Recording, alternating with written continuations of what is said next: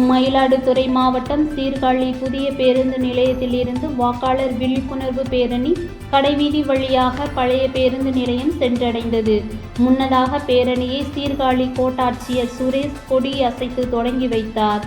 உடன் வட்டாட்சியர் அருள்மொழி, சீர்காழி நகராட்சி ஆணையர் மஞ்சுளா, தேர்தல் வட்டாட்சியர் இளவரசன், லயன்ஸ் மாவட்ட ஒருங்கிணைப்பாளர் லயன்ஸ் சக்திவீரன் பேரணியில் நடந்து சென்று கலந்து கொண்டனர்.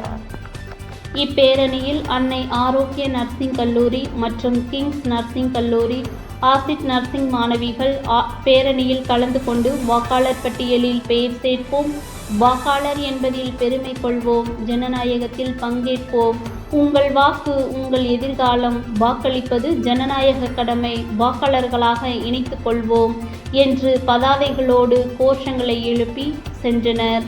இப்பேரணியில் சீர்காழி டிராபிக் எஸ்ஐ வேல்முருகன் தலைமையில் போக்குவரத்து போலீசார் பாதுகாப்பு பணியை மேற்கொண்டனர்.